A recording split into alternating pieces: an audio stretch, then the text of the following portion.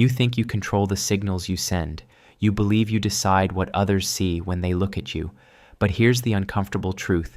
Every conversation you have, every room you enter, every word you choose is broadcasting your position in the social hierarchy with a precision that would terrify you if you could see it. And the people around you, they're reading these signals faster than you can think, making judgments about your worth in milliseconds, long before you've even finished your opening sentence. The most unsettling part isn't that you're signaling, it's that you're doing it unconsciously, following ancient patterns embedded so deep in your psychology that even when you try to hide them, they leak out through channels you don't even monitor. You've been trained since childhood to perform your status, and you're still performing it right now, even as you listen to these words. Let me show you something. I'll think about the last time you met someone new. Within the first 3 seconds, before a single word was exchanged, you had already made dozens of calculations about where they stood relative to you. You noticed how they held their body. You registered the speed of their movements. You caught the direction of their gaze. And you adjusted. Without thinking, without deciding, you calibrated your own behavior to match what you perceived. This isn't politeness. This isn't social grace. Right? This is your brain running software that's millions of years old. Software designed for one purpose, navigating dominance hierarchies. The signals start before you even realize you're sending them. Take something as simple as how you walk into a room. High-status individuals move differently. They take up space without apology. Their movements are slower, more deliberate. They don't rush. Rushing signals you have somewhere you need to be, someone you need to please, a schedule imposed by forces above you. Watch a CEO walk through their own building versus how an intern walks through that same space. The CEO's pace is unhurried. The intern's is brisk, efficient, careful. Neither of them decided to walk that way. The hierarchy decided for them. You see this same pattern in conversation, and this is where it gets truly revealing. Listen to how people talk in meetings. Not what they say, but how they say it. High-status people allow silence as they pause before speaking. They let their words land without rushing to fill the void. Low-status people fear silence like death itself. They jump in quickly, they over-explain, they add qualifiers and disclaimers. I might be wrong, but this is just my opinion, but I'm not an expert. But every disclaimer is a status signal, a small genuflection to the hierarchy, a signal that says, I know my place. The psychologist Robert Zayonks discovered something fascinating about mere exposure. The more familiar something becomes, the more we like it, unless it signals lower status. Then familiarity breeds contempt. You've seen this play out. The person who's too eager to please, too available, too quick to agree becomes less respected over time, not more. Their constant availability signals low value. Scarcity, on the other hand, signals high value.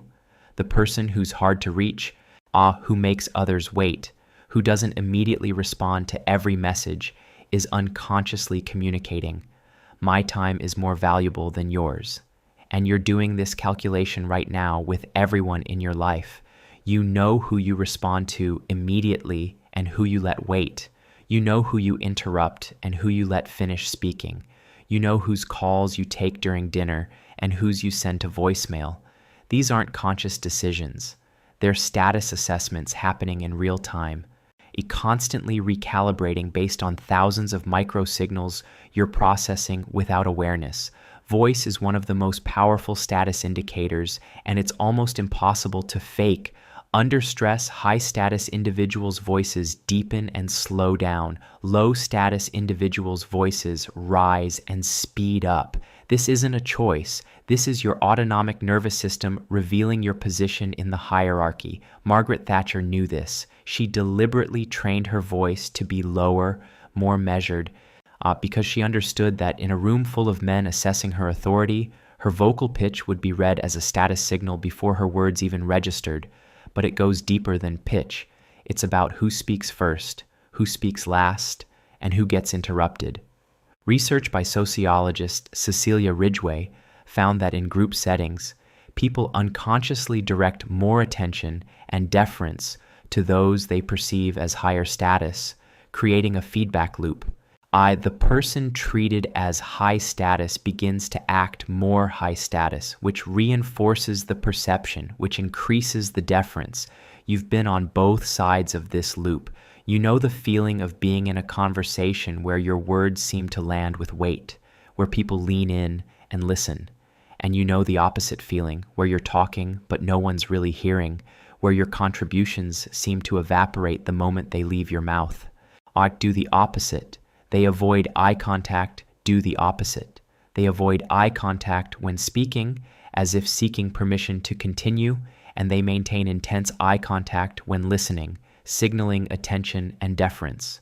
You can try to reverse this pattern consciously, but under pressure, under stress, your default programming takes over. The real you, the you that's been shaped by every status interaction you've ever had, emerges. Your physical position in space broadcasts status with ruthless efficiency. In any meeting, the person at the head of the table holds positional authority. But watch what happens when the actual highest status person sits elsewhere.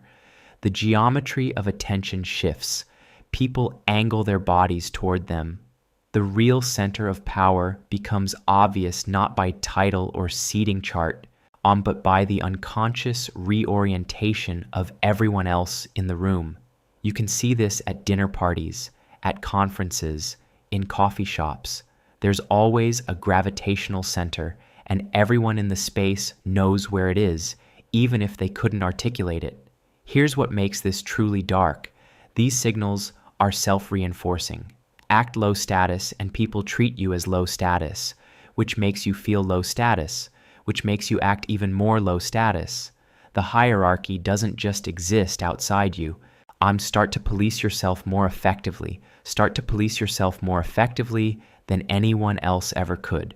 The clothing you choose, the car you drive, the neighborhood you live in, these are the obvious status signals, the ones everyone knows they're sending. But the subtle ones are more powerful precisely because they seem uncontrived. How quickly you laugh at someone's joke.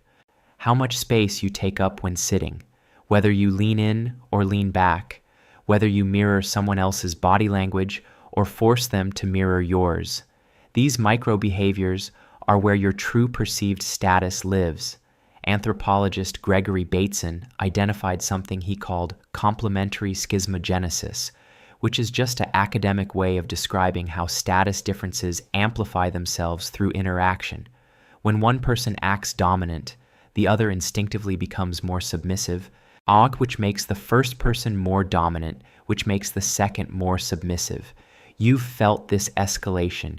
You've been in conversations where you can feel yourself shrinking, becoming smaller, more agreeable, more accommodating. And you've been in other conversations where you feel yourself expanding, becoming more confident, more assertive, more certain. The questions you ask reveal your status as clearly as any other signal. High status people ask few questions and make more statements. Low status people do the opposite. They ask questions to fill silence, to show engagement, to demonstrate they're paying attention. What do you think? Does that make sense? Am I explaining this clearly? Each question is a small transfer of power, a request for validation, a signal that you need confirmation from the other person to proceed. Even your relationship with time signals status. High status people make others wait. They arrive last to meetings and leave first. And they take their time responding to messages. They act as if time bends around them, because in a sense, it does. Low status people are always early, always prompt, always quick to respond. They signal that others' time is more valuable than their own. You know exactly where you fall on this spectrum with different people in your life. There are people you'd never make wait, and people who always make you wait. The hierarchy is written in your calendar, in your response times, and in the rhythm of your days. The Greek concept of kairos versus chronos is relevant here.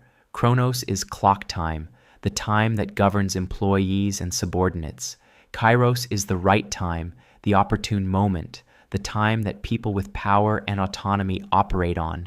When you live by chronos, constantly watching the clock, rushing to meet deadlines imposed by others, you're signaling your position. When you can operate on kairos, moving when the moment is right regardless of the clock, you're signaling something else entirely. Here's a pattern you've definitely noticed, but maybe never named. High-status people touch low-status people more than the reverse. A hand on the shoulder, a pat on the back, these casual touches flow down the hierarchy, almost never up. You instinctively know who you can touch casually and who you can't. You know who can touch you and who would never dare. These invisible boundaries map the power structure more accurately than any org chart. The psychologist Dache Keltner studied this and found something revealing.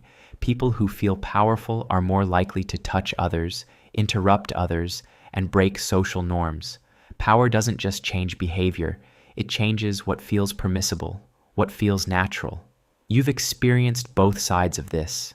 You know the feeling of being in a situation where you feel you can relax, be yourself, take up space, and you know the opposite, where you're carefully monitoring everything you say and do, where every move feels like it might be a mistake. Your relationship with humor is another status tell. High-status people make jokes, low-status people laugh at them. The class clown in school was never the most popular kid. The most popular kid occasionally said something funny, and everyone laughed. There's a difference between being the entertainment and being entertained. You can see this pattern in every workplace, every friend group, every social gathering.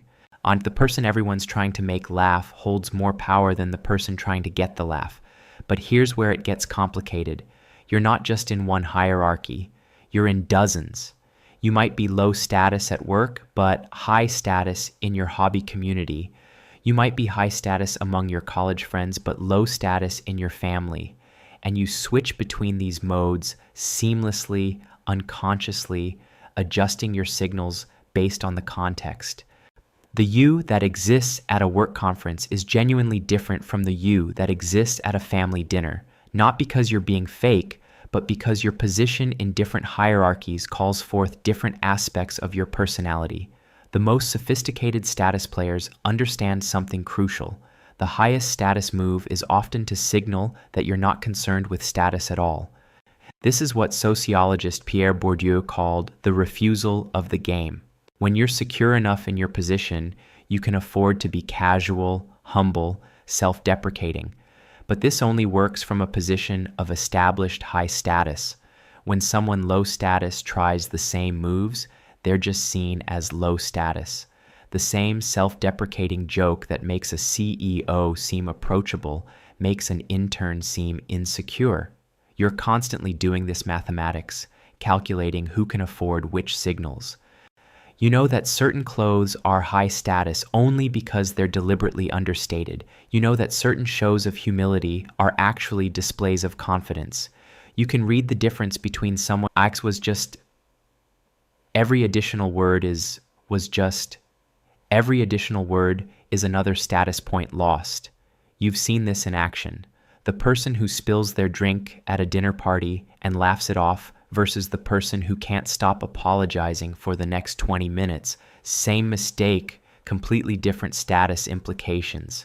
As the anthropologist Robin Dunbar found that humans can maintain stable social relationships with about 150 people, but within that 150, there's a hierarchy, and you know exactly where everyone falls. You know who you'd cancel plans with if a better offer came along. You know who you'd never cancel on. You know whose good opinion matters and whose doesn't. This ranking isn't written down anywhere. It doesn't need to be. It's encoded in your behavior, revealed by your choices, broadcast by signals you didn't know you were sending. Here's what you need to understand. Awareness doesn't free you from this system. Knowing your signaling status doesn't stop you from signaling it. You can't simply decide to stop playing the game, because the game is built into every human interaction. Even refusing to play is a move in the game, and it's usually a low-status move. The person who announces, "I don't care about status," is almost always compensating for low status. People who actually don't care don't announce it. They simply are. But awareness does give you one advantage. You can choose which hierarchies to invest in. You can recognize when you're in a status game that doesn't serve you and remove yourself from it. You can notice the signals you're sending and ask whether they reflect who you want to be or just who you've been trained to be. You can catch yourself apologizing when you haven't done anything wrong, filling silence out of discomfort, or shrinking to make others comfortable. The most powerful realization is this: status is contextual, constructed, and ultimately arbitrary. The person who has high status in one room has none in another. The signals that communicate power in one culture communicate weakness in another. The hierarchy feels permanent and natural because you've internalized it, but it's a collective fiction we're all maintaining through millions of tiny signals every day. And fictions can be rewritten. You've been on autopilot, broadcasting your position without realizing it, reading others' signals without conscious thought, playing a game you didn't know had rules. But now you know. You can see the signals flowing through every interaction. You can feel yourself calibrating, adjusting, performing, and once you see it, you can't unsee it. Every conversation becomes a window into the invisible architecture of human hierarchy. On every meeting reveals who actually holds power and who just holds a title. Every social gathering shows you the real structure beneath the polite surface. The question isn't whether you'll keep signaling. You will. The question is whether you'll signal consciously or unconsciously, whether you'll choose your position or accept the one assigned to you. If you found this analysis unsettling, if it revealed patterns you'd rather not see, then subscribe, because we're just getting started on uncovering the hidden mechanisms that control human behavior.